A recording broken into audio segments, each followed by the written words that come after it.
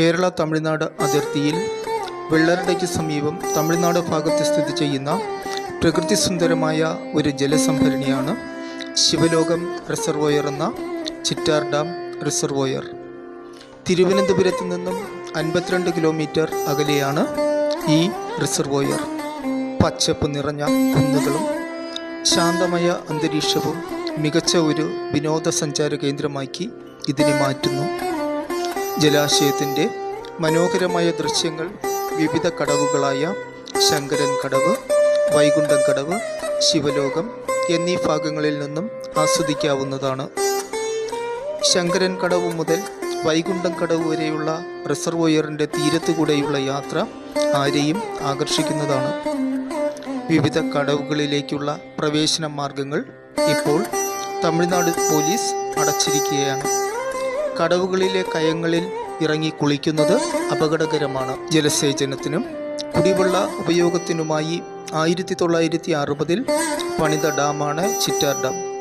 ഈ റിസർവോയറിൻ്റെ വിവിധ ലൊക്കേഷനുകളിൽ ചിത്രീകരിച്ച സിനിമയാണ് മാളൂട്ടി. പ്രകൃതി ആസ്വാദകർക്കും പക്ഷി നിരീക്ഷകർക്കും പറ്റിയൊരിടമാണ്. ഫോട്ടോഷൂട്ടിനും പ്രകൃതിയെ ആസ്വദിക്കുന്നതിനും അതിമനോഹരമാണ്.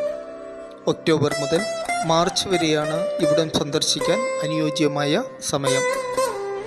സമീപത്തെ ടൂറിസ്റ്റ് ഡെസ്റ്റിനേഷനുകൾ അമ്പൂരി, തൃപ്പരപ്പ് വെള്ളച്ചാട്ടം, ഗണപതിക്കല്ല്, പേച്ചിപ്പാറ ഡാം, കോതയാർ, പത്മനാഭപുരം പാലസ് തുടങ്ങിയവയാണ്. ചിറ്റാർ ഡാം റിസർവോയറിൻ്റെ എതിർ സൈഡിലാണ് ഗണപതിക്കല്ല്. ഗണപതിക്കല്ലിലേക്കുള്ള യാത്രയാണ് മനോഹരം.